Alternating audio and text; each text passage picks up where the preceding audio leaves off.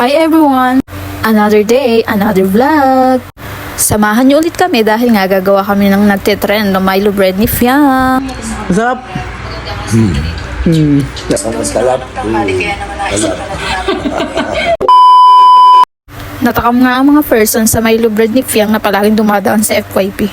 Actually, ako talaga yun. Dinamay ko lang sila. Matagal ko nang alam yung Milo bread na yan. Noong 90s, diba, ganun yung mga merienda, no? Kaya almusal, tapos magtitimpla ka ng Milo, inom. Ewan ko ba, natakam lang talaga ako sa Milo bread ni Fiang. Naglakad nga lang pala kami dahil nga malapit lang naman ang grocery store sa inuupahan namin.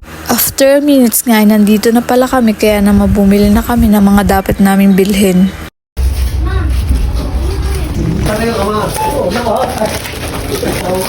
Bumili na nga rin kami ng ilang tinapay ni Kambal. Nakalimutan nga namin magdala ng eco bag. Dito nga pala ay mas preferred magdala ka ng sarili mong lagayan. If wala naman is bibili ka sa kanila ng malaking lagayan. Kaya nga lang ay munti naman ang aming pinamili. Buti na lang at meron silang libreng kahon. Pauwi na nga pala kami pero mukhang ayaw pa nga ng dalawa. Mayat maya nga ang tingin sa likod, siguro kung nakakaimik si Kambal sasabihin aba mama, pauwi na agad tayo.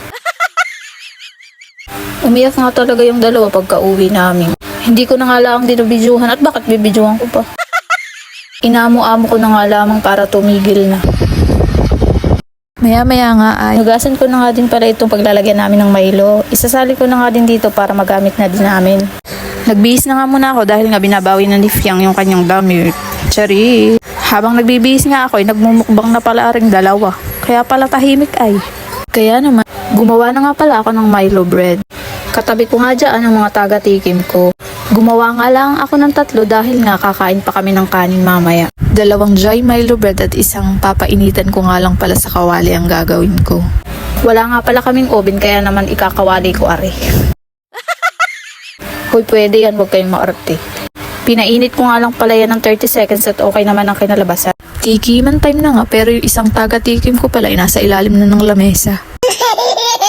Inaya ko na nga sila kaya naman ito na ang pinaka-exciting part, ang tikiman time. Halatang nasarapan nga ang aking mga taga-tikim. Isa na nga dito ang aking Brianna. Kung nagtataka nga kayo kung bakit wala yung isa, nakatulog na nga pala yun. Kada magva-vlog nga kami, yun ang natatiming ang tulog.